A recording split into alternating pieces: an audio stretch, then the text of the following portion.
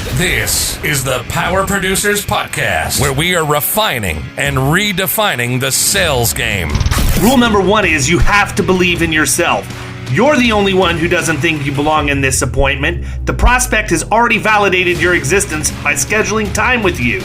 Get it through your head you belong here, go in there, crush it, and close the deal. A place where sales professionals can come to learn from other sales professionals and thought leaders that have mastered their craft. The difference between a good salesperson and a best-in-class salesperson is only 2 minutes. By spending an extra 2 minutes on what you might think is a mundane task in the sales game, you separate yourselves from the pack, you grow your book of business, you close more deals, and you retain your accounts. As well as their peers who are still striving for perfection to achieve their why. I have a wife and 4 kids. Failure is not an option. Real sales professionals, real stories, real results. Are you ready to feel the power?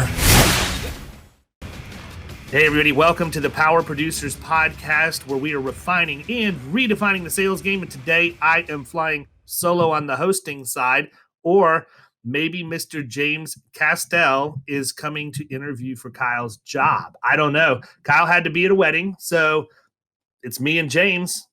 What's going on, man? Hey, man, I don't know about interviewing for a job, but I can definitely fill some dead airspace. So you and I if we need to fill some time, I can help you out with that. You got the beard. I think that's really the only qualification that he had to get on the show. One of us had to have a beard and one didn't. So whatever. There you go. Devilishly good looks, too. That never hurt, well, right? Yeah, I mean, that's why I was built for podcasting. Let's just say that. There you go.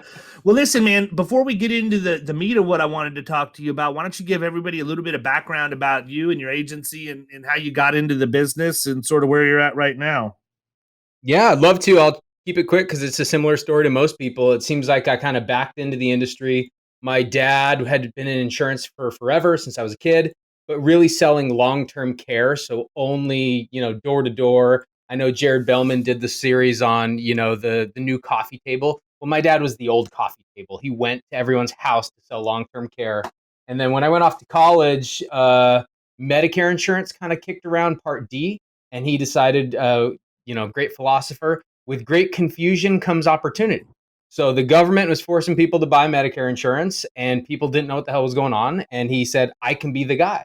And in a small town out in rural Northwest Washington, Sequim, shout out Sequim, we're kind of like a retirement hotbed. It's like a little bit of like Palm Springs of the Northwest. People flock here for weather, easy pace of life. And so it became this niche of health and Medicare, and the business grew and grew and grew. And then at the time I was managing a bank in Seattle, and he poached me. He said, look, you've now developed customer service skills, financial prowess. We want to grow a P&C business. And so I came on. At the time, there were 4 of us that were doing, only health, and I came on and built out a P&C division to complement. So now we can capture everything. Once the client's in the door, we can capture everything. So I've been doing this now for just going on 9 years and don't regret it one bit. It's kind of like that weird backing into the insurance industry. No one grows up with an insurance poster on their wall going like, I want to be in insurance. But God, if they did, I don't want to hang out with that guy. I can promise you that. Exactly. But, it's proven to be a really cool thing to work in a family industry. I know that there's a lot of perpetuation stories out there and will be one someday. But as of right now, my dad's still my partner here working, and he kind of handles the life and health side. I handle the P&C and marketing and all that different stuff for the agency.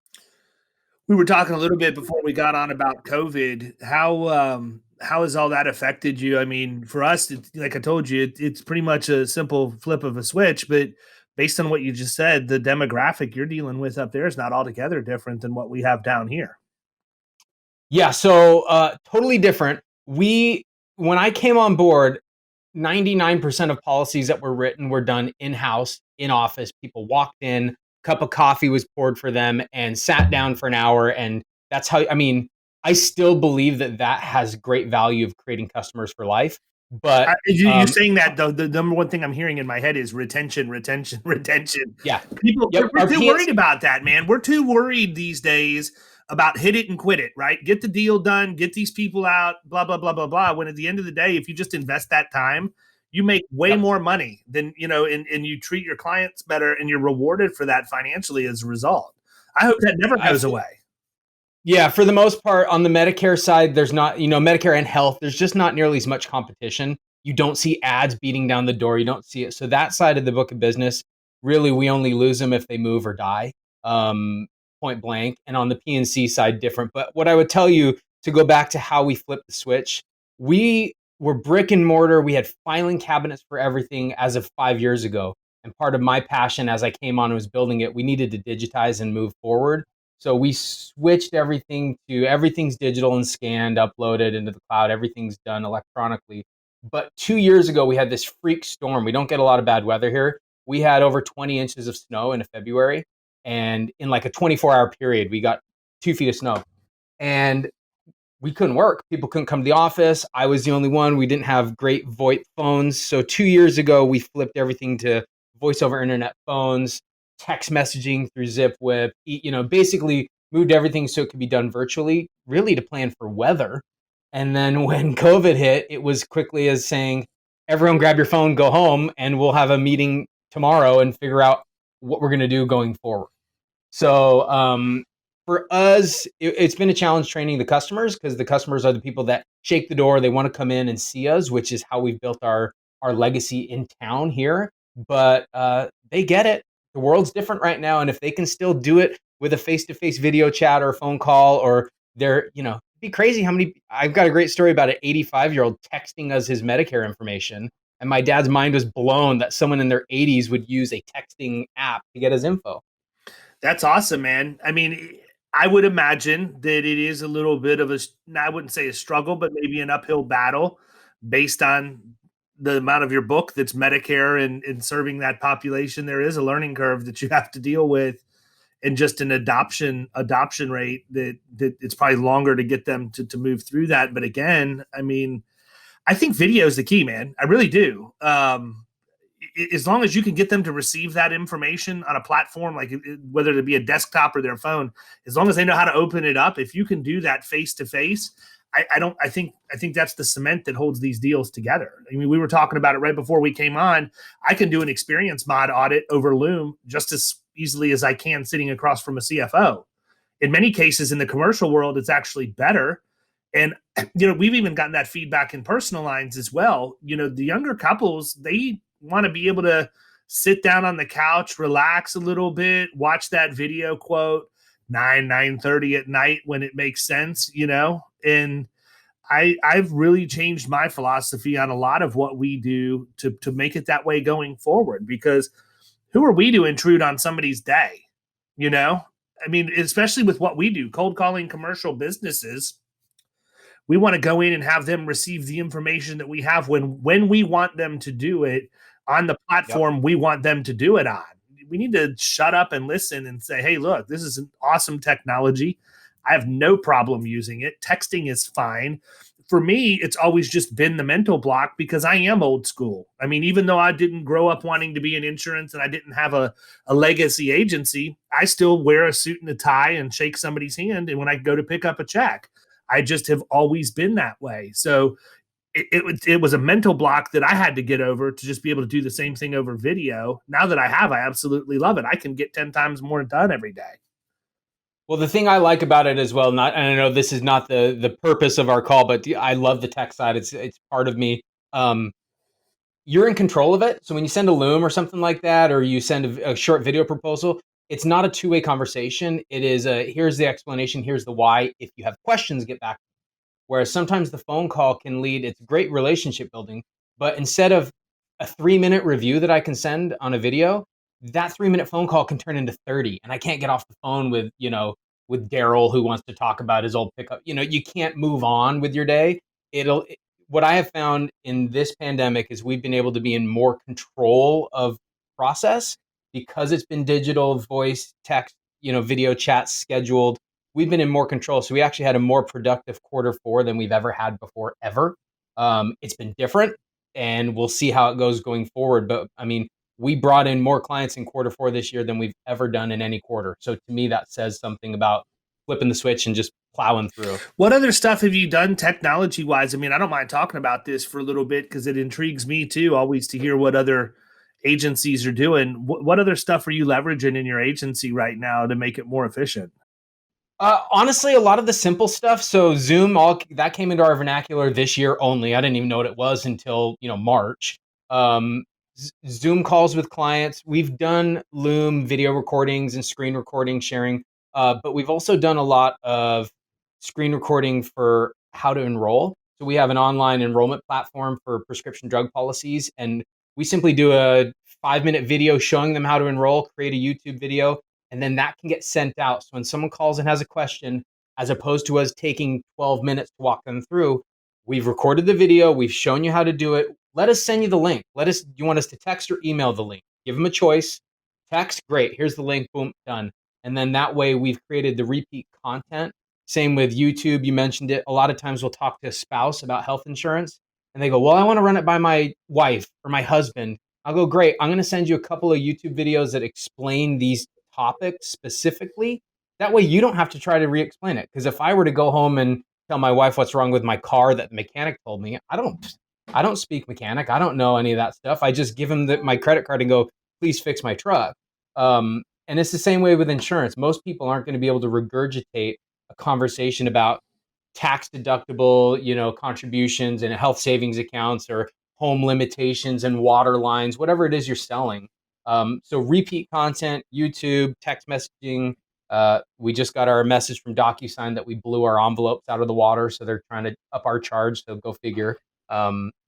They're doing the auditing. But I mean, it's the stuff you hear over and over. It's nothing unique. It's just adopting and putting the throttle all the way down, full buy-in from the team that if we want to hit our numbers, we have to all be doing. Here's a cool piece of technology that I was privy to hearing about back at the end of October. I went down and met Jason Castell at the corporate offices of Lightspeed Voice because they wanted us to brainstorm, some ideas around evolving the phone, right? And so now they're dealing with all of this artificial intelligence and voice recognition software that can do transcription and all of these other things. And as you're sitting there telling me like YouTube video going out, all I'm thinking to myself is in 3 years, he's going to be able to be on the phone having that conversation and the software will recognize that video needs to be sent to that contact record inside of the CRM.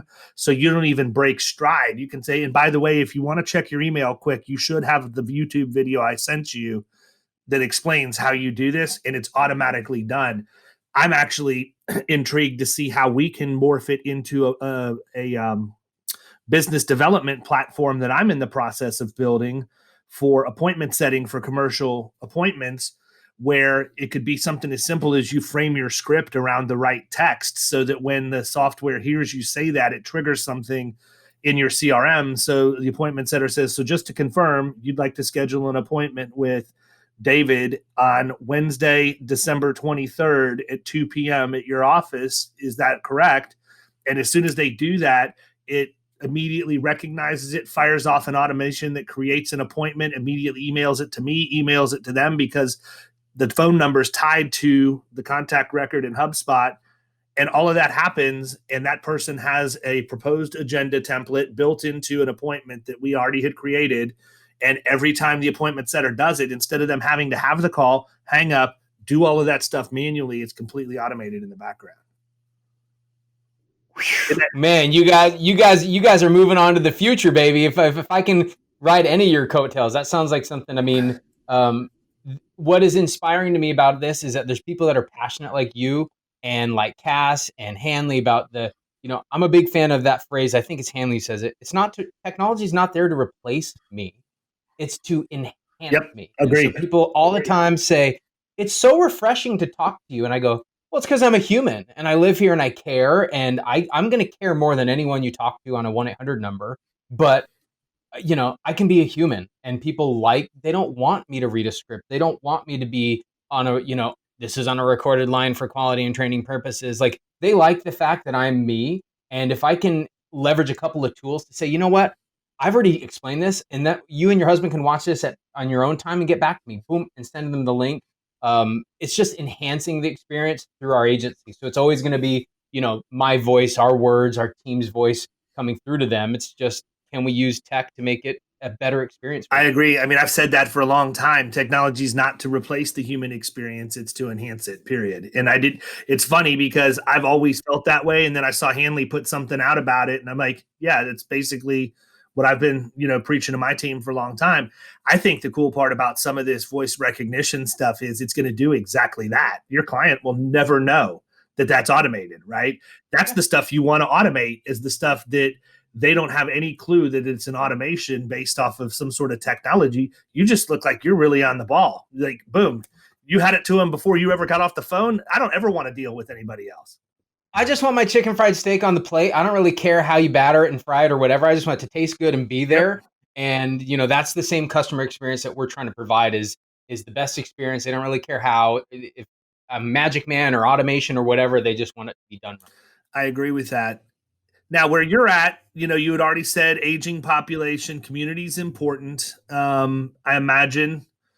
And your name came up multiple times when I put my feelers out about agencies that are doing awesome things in their community. Talk a little bit about your community involvement strategy. I'm interested in what you guys are doing. And I tell everybody that comes on the same thing. People, this is not James bragging. This is James educating. People who do community service never want to pat themselves on the back. They never want to broadcast what it is that they're doing for recognition's sake. That's not why I had you on. I have you on because I think that as independent agents, we all have the financial means to do a lot in our communities. We have the flexibility in our schedules if we're running our businesses right to do a lot in our communities. And by and large, the independent channel does a really good job. I just want to highlight the stories of those that are doing the best job to challenge some of us that aren't, like me and plenty of others that are listening to this, so that we can have ideas on how we can improve our own involvement in the communities where we operate. Well, I'll try to break down. We have a few big pillars throughout the year. You mentioned some people that have calendars, and we have a few big things that we earmark every year, no matter what, that are going to happen. But one first easy one is donations. We get asked, we're a Main Street office. People come in and out all the time. And our rule of thumb is we're going to say yes to everyone. It may be a smaller amount than you're looking for, but we want to impact as many organizations as possible. So Boy Scout troops, youth baseball teams, whoever it is, if they're asking for money, we'll say yes. Maybe it's only $50 a pop, but over the year, we usually donate between $10,000 and $15,000 a year to organizations by saying yes. So it's kind of that theory of like, say yes and see what happens. We're involved with lots. And I think a lot of those times kids and people walk in and they're told no a lot, or we'll see, we'll send it. And we just go, great, yep. It might not be what you're looking for, but $50 goes a long way if you get enough people towards. So try saying yes. That's an easy how-to. A couple of events that we do each year just to help give back to the community. One is super simple. We have a client barbecue that we invite everyone to. It is the weekend of our big annual festival in small town, rural USA. We actually have the longest running festival in the state of Washington. It's called the Irrigation Festival. There you go. I let that sit there. We celebrate how they ended up getting water to the dry prairies and actually irrigate for farming. So it's been going over 120 years. And so we invite people down, we rent bleachers, we cook the burgers, we do not outsource and hire. We sweat and do all that invite everyone, all comers. And that's just part of that sense of community. It's just giving back. It's not altruistic. It is, we just want to do it because without our clients and our community, we couldn't be here to do what we do. So that is one easy one, something that's just fun that we get to give back. A couple other things that we've done of ways of leveraging our location, first off, is pretty good. And I know a lot of people do things digitally and virtually, but when you're in a small town, which accounts for a lot of the independent channel, is small, little family run or type family run agencies, leveraging your location. So we do a shred event each year. It sounds crazy. We rent 2 big old trucks that come out, the industrial shredders that come to our office. And each year over the last 5 years, we've raised over $5,000 per year. So we've netted close to 40 grand for the local Boys and Girls Club. So we pay for the truck. The truck is donated by our agency. We pay about $1,800. Our staff volunteers to come and do it. but in a 3-hour period, we raise about $6,000 of donations. The people just driving through, we're pulling their junk out of their trucks and shredding it. There's no limit. It's super simple. It is not rocket science. You get a truck, you advertise it, we put in the newspaper, and people come out. They love the fact that we're doing it. They love the fact that we're doing it as a fundraiser for another organization. And people are pretty generous when it's for the kids. I mean, most community kids in small towns are usually underserved. And so for us to be able to find ways to give back, that's one. That's a great idea, man. I mean, it's simple. My wheels are spinning, and I could put that in place in a matter of minutes, like literally just picking up the phone, booking the truck, and then figuring out how I'm going to pump it across social and everything else. But, even though my agency is not anywhere close to what yours is in terms of small town USA stuff, I'm, you said it before we got on the air, complete opposites, really. I've never had walk-in traffic ever, not one time, because I'm not ever doing deals in my office. I do deals in other people's businesses. So, for us to do that, especially since we've launched personal lines now, I mean, I'm not trying to draw a comparison that, hey, if I do this, I'll get X number of dollars of premium. That's not what I'm saying. I'm saying in order to be successful in personal lines in any town, I don't care how big your city is, I think you need to do stuff like that for the community, because those are the constituents that are going to end up supporting your business. And, I don't know how you conduct it, but for me, the way that I would operate something like this would be literally as simple as having the donation box out there, thanking the people for coming, maybe have some sort of refreshments, and never mention the word insurance. No, we give nothing away. We've had other companies. At one point in time, 4 or 5 years ago, I asked Personalized Carrier, I said, hey, this is our big barbecue, big event. You want to help sponsor it? You want to throw in $1,000 to help me cover all the burgers? And they're like, yeah, that's great. But you have to put up one of our retractable posters, and you have to have some sort of basically quote intake. We tried it just because I was like, you know what? This is the first time asking for carrier matching anything. We had 4 people. We served over 700 people. We had 4 people fill it out. 2 of them were my young cousins that were like 13 playing a prank on me. So I determined at that point, the $1,000 that any carrier was going to kick in was not worth watering down the experience of us doing it out of the goodness of our heart. And year after year after year, whether I've served someone's neighbor a burger, whether we shred 9 boxes because they close their dental business or whatever it is, we get people all the time when we ask, how'd you hear about us? We came to your shred event last year. And that's really cool. Let me tell you how you get people's information for uptake. It's very, very easy. You explain to them what you need it for. So for us, one of the best ways that I get people's information that I can add to our system is I have them sign a media release. If we have an event like that, I want to have the ability to take photos. I want to be able to put those photos on social media to show what's going on in the community and how we can build on that. And in order for me to do that, I need them to sign a waiver letting me use their pictures. So I tell them I tell people when they come to our events, we did this at our holiday bash a couple of years ago. Everybody who came in, first thing they did was register, and part of that was signing the media release. And, we got name, address, email address, everything we needed. Now, the important thing to know is I wasn't doing it to market to them. Okay. So I had everything I needed to upload it into HubSpot. What I was doing though, and we do our annual thing is similar to what you do with the barbecue, except it's clients, it's high-level prospects, it's vendor partners and carriers. I bring everybody together and celebrate what all of them have done to help us for the course of the year. So we had them walk a blue sequin carpet into the Florida Aquarium, and everybody was dressed up, and they stood in front of the backdrop. We took their picture. And by Wednesday of that week, the party was on a Saturday night. By Wednesday, everybody who attended our party had received a Christmas card from Florida Risk Partners with their formal picture on the front of the card. So we do things like that. So yeah, maybe that is a way of marketing, but I'm not soliciting, right? I'm going out and I'm giving them, it goes back to what we were saying before. We're giving them a client experience. Anybody could invite them to the party. Right? I don't want to just invite them to the party. I want to invite them to the party, and then I want to get them a personalized, one-of-a-kind Christmas card with their picture at my event that they're going to put up, and they're going to remember that they were there. So I'm automatically going to come to the front of their mind. Yeah. But I can see doing there's lots of subtle ways to do the right thing, right? There's lots of ways that you can do the right thing. It can benefit your business. It doesn't have to be by the way, let me quote you, let me do this, let me do this. It's just, if you keep doing the things over and over again for the right reason, you will draw in the people that want to do business. That's the I only say this people all I the want to time. draw in anyhow.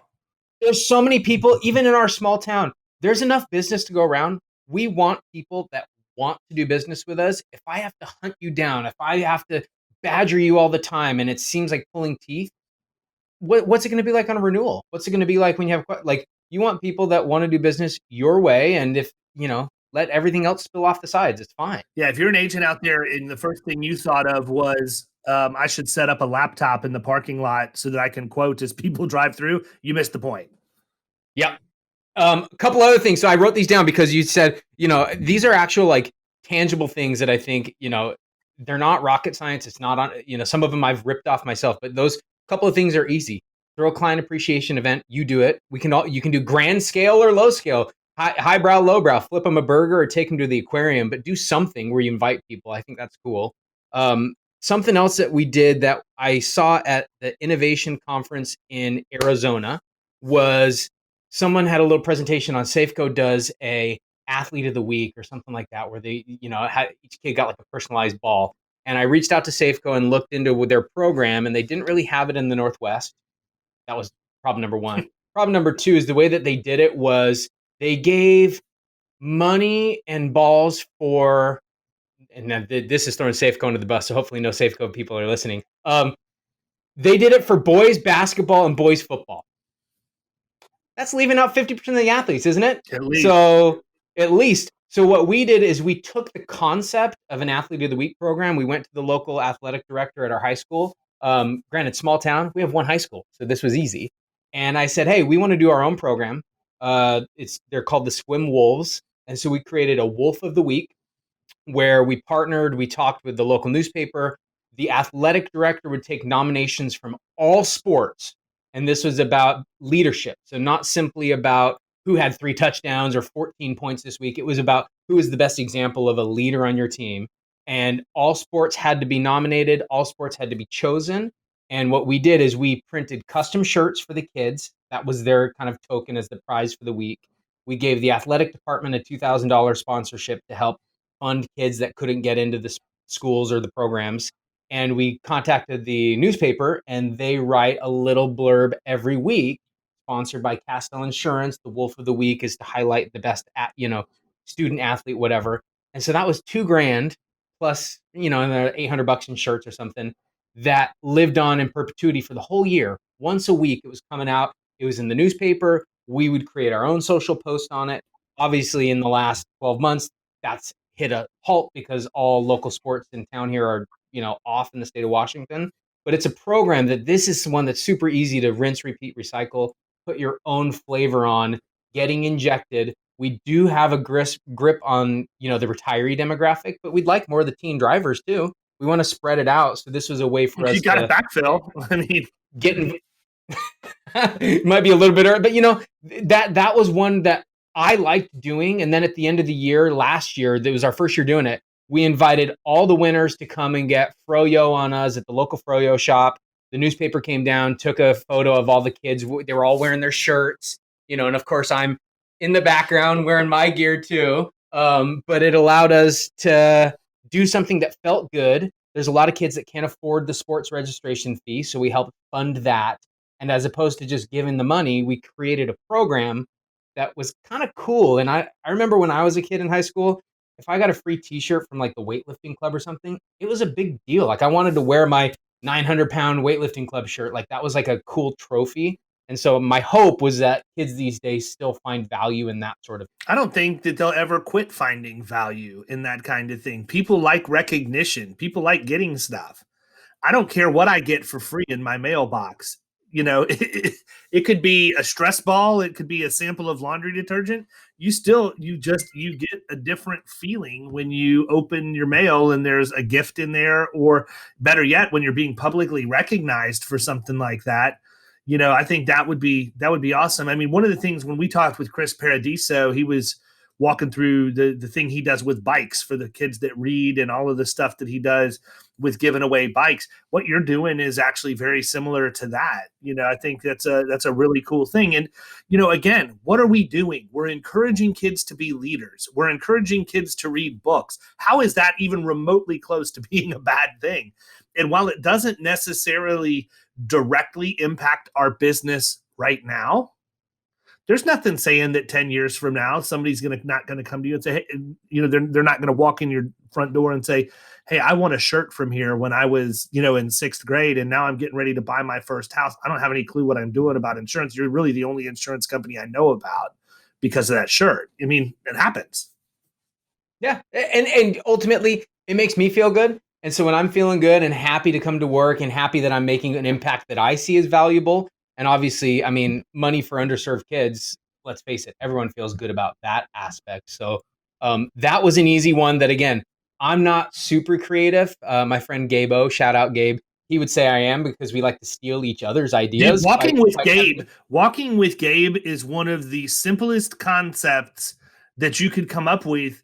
But, when we had him on, I told him, I'm like, dude, I'm as far away from you geographically as I can be. Yet for some reason, I find myself constantly intrigued at who it is you're walking down the street with in Washington. Like I do. I watch your videos, Gabe. I have no chance of supporting any of these businesses. But if anything, I'm manipulating the algorithm for you so that other people will see your video. But what a brilliant thing to do that requires literally zero effort.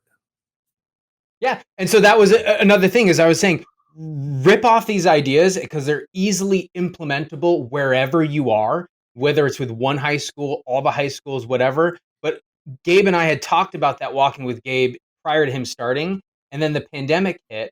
And that's when I did a similar version. Mine's called Clallam Corner. And Clallam is the name of our county that we live in. So, and we're in the corner of so I just kind of like, that's my little show. And I've done a Zoom video series. I've got, I think, over 25 interviews with local businesses, nonprofits, school directors, realtors, you name it. Same sort of thing. 15, 20 minutes talking, asking questions. It costs me nothing but my time.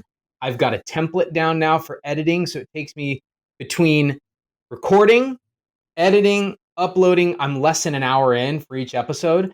And it's just a way of giving back. So I've given a highlight, a spotlight for over 20 people, 25 people in our community thus far, just to get out and talk about whatever it is that's important to them. It's not about me. Never do I mention insurance or anything. It's the local tap room, the local restaurant doing takeout. What's the pulse on the housing market in Sequim? It's not about me. I'm just kind of, like I've said, I can fill dead air. So I can host the talk. And that is a great way to get your name brand recognition. I'm always wearing a subliminal logo. This is our company logo. So in the videos, oftentimes I'm subliminally marketing. It's coming from my company Facebook posts, but it's not about me. It's never about how can I benefit? How can we partner up? It's always about you talk and you share what's important to you. And that is a super easy one that whether it's walking with Gabe, Zooming with Dave, whatever you want to call it, people have the time. And if you make the habit of doing it, that's an easy one to impact your community and focus on what you're focused on. If you only care about realtors, do it with every damn realtor under the sun. If for me, I'm only focused on my county, and that may sound narrow and small for a lot of people that want to conquer the world, but there's enough business here to make my hair go gray if we could conquer it all. And so I'm really hyper focused on local. And so that's why I called the show Clallam County, because there's enough to keep me busy here until the day I go toes up. Yeah, no, I mean, that's a really good point. And I think that a lot of us have the ability to capitalize on just featuring local business leaders, local businesses. And, the key is really just give with no expectations to receive anything, right? I don't ever do anything for anybody where I expect them to do something for me in return. I can't even tell you the number of hours I spend a week on the phone with agents I've never met or they have a question about a commercial issue or they have a question about sales strategy or whatever else. And I'm happy, to help people in any way that I can. And I can tell you that I have been blessed more over the last year to year and a half because of the amount that I give. period. And I'm not saying that braggadociously. I'm not saying that, I stroke large checks and hand them out. That's not what I'm talking about. I give with the right intent, and that intent is I don't have one. I just want to give to the other person because people have given to me. I like to give gifts, period. I love it. My favorite thing about the podcast is coming up with that stupid artwork, man. That is my favorite thing, is listening to every single nugget that I can hear when I'm talking to somebody and then throwing as much as I can recall into that cartoon when I send it out. And there are times where it's like 3 or 4 weeks after somebody's gotten their package that they're like, holy cow, man, I just now looked at this picture. I didn't even realize. Like Billy Wagner was a great example.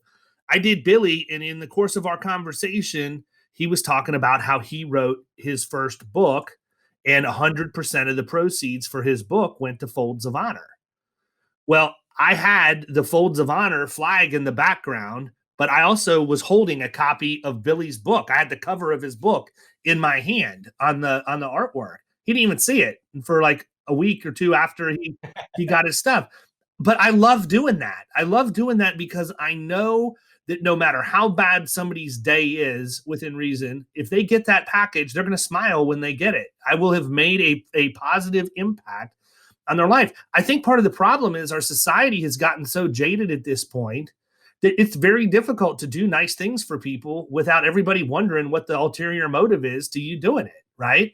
Mm-hmm. And you have to really balance that. And one of the things that I think that's so important with regard to this community, involvement stuff is consistency. You got to stay on it, man. You're probably going to have skeptics the first little bit that you do it. But if you do it for 5 years, guess what? They're going to buy into the fact, no, this is really just a good group that has good core values and they truly want to give back. You can't let the naysayers, deflate your dreams and your goals for making a difference, I guess is what I'm saying. And if you can be consistent in what you're doing, too many people are too cynical and too many people give up too quickly and they don't force through what they think is a good idea and see it through to completion. Well, there's a hot buzzword when you talk to business owners or marketing experts, and I'm doing the air quotes here, experts. What's the ROI? Mm-hmm. How quickly is that going to get? You know what, guys? Being involved and giving a damn about your community, there's no trackable ROI. You do it because it makes you feel good. You're impacting other people's lives. There's no ROI on me flipping a burger for Billy and John that come by. They may not even be clients. I don't track it. I don't care. I'm not going to ask you, are you my client?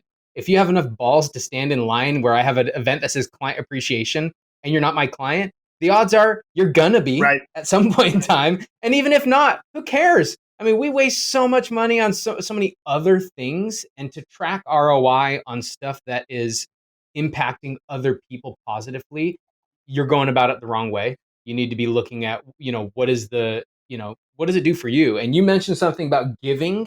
You like giving gifts. I do something similar, and I stole it. I'm not the originator here.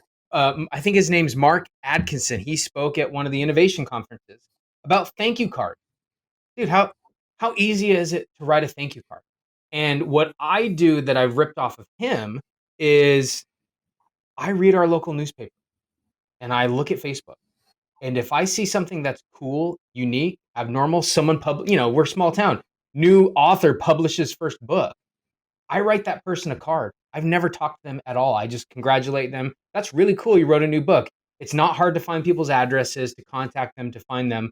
But small things, you got the highest level of accreditation for being a registered nurse at the local, that's the stuff that gets published. Write them a card. That's really awesome. Congratulations. And I bet you, they don't even get cards from their cousins, their aunts, their mom. They're just getting a text message. And the same thing on Facebook. I've made it a new challenge for myself this year. I can't be perfect. The like button is not the start. You need to make a comment. It means more to people if you take the time to actually write a comment and not the LinkedIn pre-written ones of congrats on the anniversary or something like that. Write a personalized comment, even if it only takes you 10 seconds. That is more impactful than the like or love button. And if you take 2 minutes and pay 50 cents postage, the card will go way further for making an impact on how you feel. If you do it at the beginning of the day, you'll feel really good about yourself. And it goes way further on that person's day too. Oh, you just described the whole premise of my book. That's the whole thing that I wrote about was the extra 2 minutes and taking that extra 2 minutes to do the job in a way nobody else is willing to do. And it will change the entire trajectory of your sales career. Two things based on what you just said. Number one, no city is too big for you to write handwritten notes to people. I am very, very habitual in many things in my life. And once something becomes a habit, it's very, very difficult to break it. It's also very difficult for it to become a habit because I end up starting things and then get distracted and go a different direction or whatever else. But one thing that I do habitually every single day is I read the Tampa Bay Business Journal every day. Every year when the book of lists comes out from the Business Journal, I get it. And I will sit down and they have a section of the Fast 50, which is the 50 fastest growing companies in the Tampa Bay area. And I will write a handwritten congratulations note to the CEO of every one of those companies. That's just very simple. It said, congratulations on being in the Fast 50.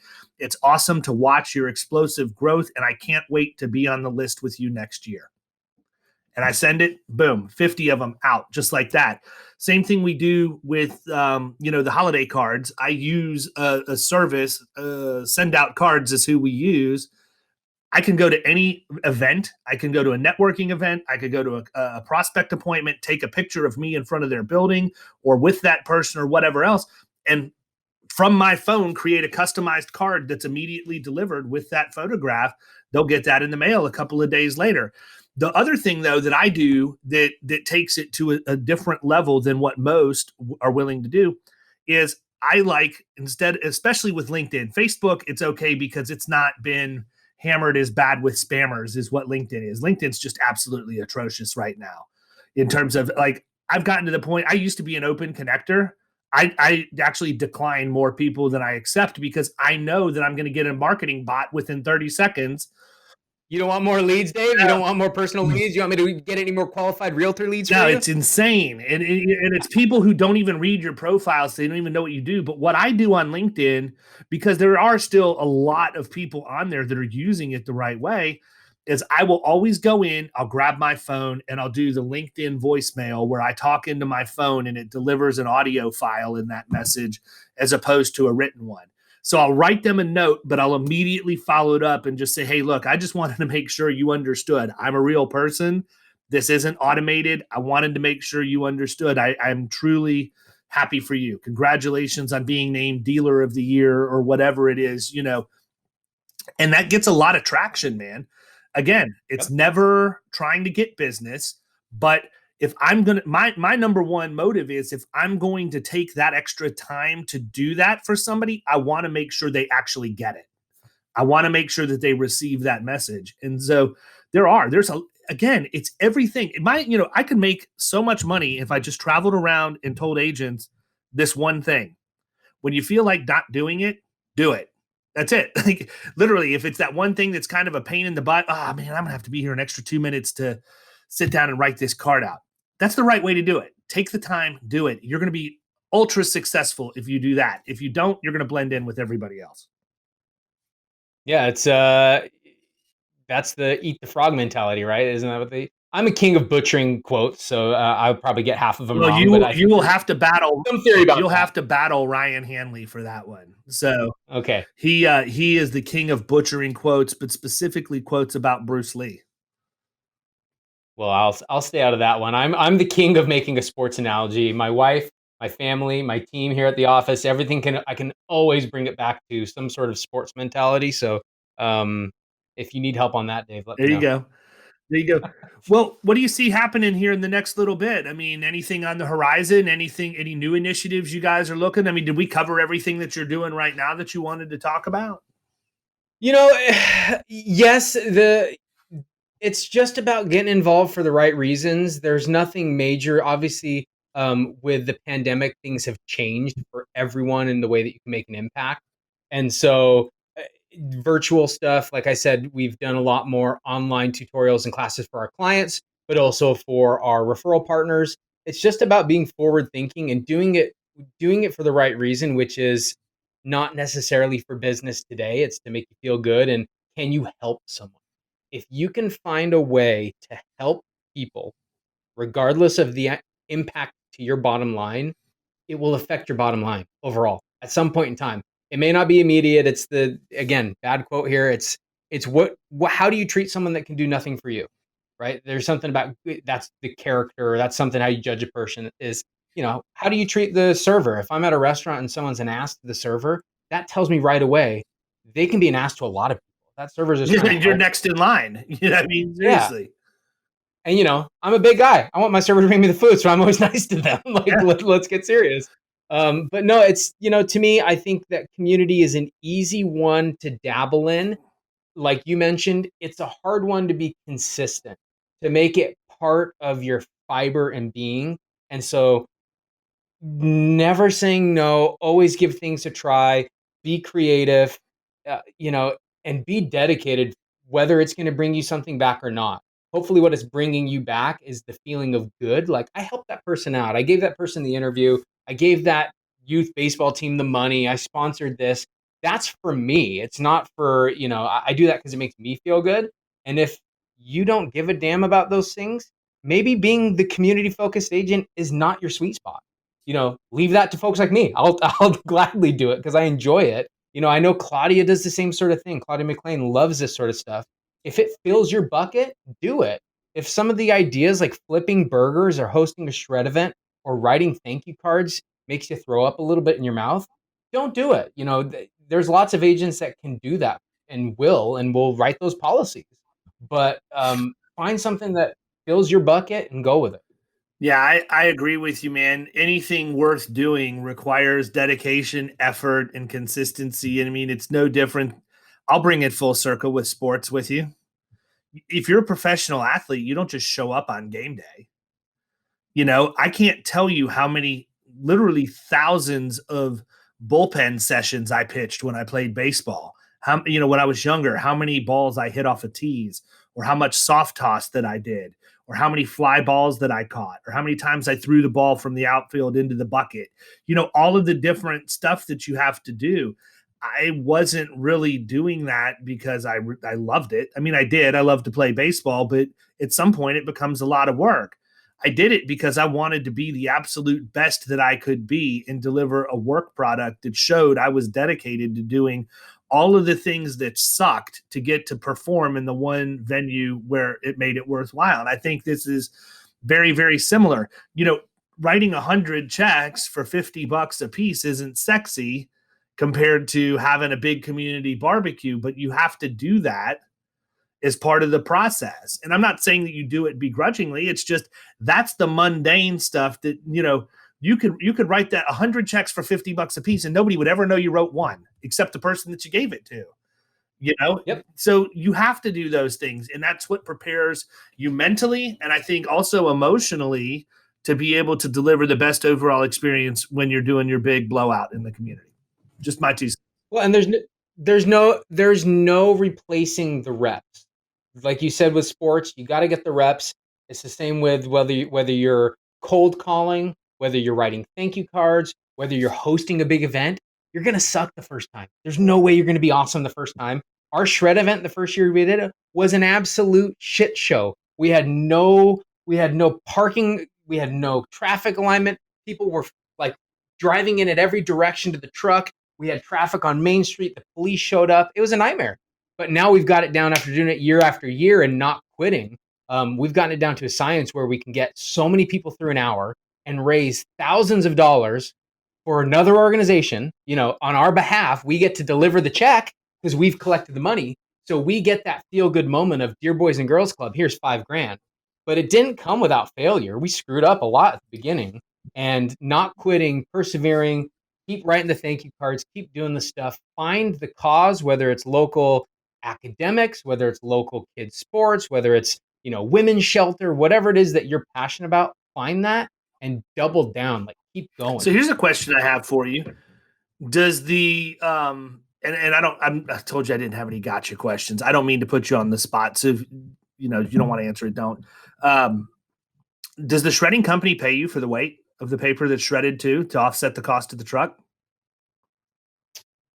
No. So I would ask them about that. And the reason why is because when these companies come in and shred, depending on what it is that they're shredding, they're recycling that and they're getting paid for the weight of that paper. And they typically will sell it to a company that flips it into insulation for your attic.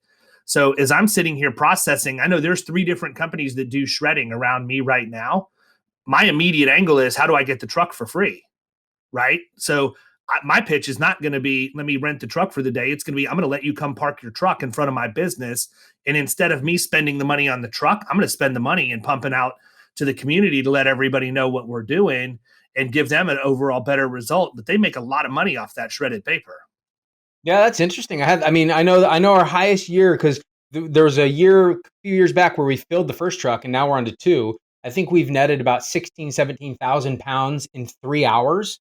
We're talking like heavy volume. Yeah, I've actually done something similar. similar. So, I mean, not per se for that, but I had a business that had a lot of paper byproduct in another life. And so we had the shredding companies that would come and get it. And we would take, I never counted on the revenue that we got for selling the paper. I actually donated it to churches and schools that needed playground equipment and didn't broadcast it. But I'm just telling you, if you want to tweak that, that may be something worth looking at. Now, the I'm going to use my air quotes, the recycled paper market has shifted a little bit, if that's even such a thing. So there may not even be enough money in it for them to be able to comp the truck, but just something to think about.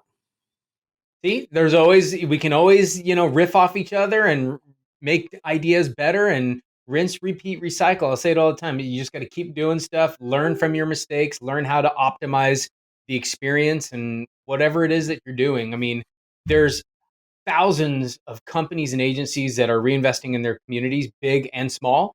And you just got to find your niche. And like I said, double down. Don't expect a lot of return. I don't do the interviewing local business owners for anything back right then.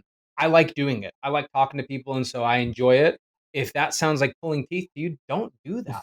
There's lots of ways that you can make an impact, and maybe it's not the gift of gab. Maybe it's not talking. Maybe it's actually going out and swinging a hammer for Habitat for Humanity. Like, to me, everyone has their own way of doing it, and so I just think that there's a lot of opportunity for people to stop thinking about ROI and start thinking about what's right. And if you keep doing what's right and treating people right, your ROI will follow over time. Do you do anything as an agency to encourage your team to go do their own thing in the community? We tried that where we gave days off. We did some time where we did dollar amounts to different charities. So we've done that off and on throughout the years. It's never really taken off. And so I'm not following my own advice here of doubling down and just keep doing it. So no, we've tried that and tried to rip that idea off and I think we did $500 to each person's charity of choice. Plus you'd get a day off to go volunteer. And it just never really took up. So what I will say is the team, when it comes to our events, our barbecue, our shred event, that's all on their own time, and they do come in and help volunteer. So they are giving back. As I'm volunteering my time, they come and do the same. So they're involved in the big picture things as well.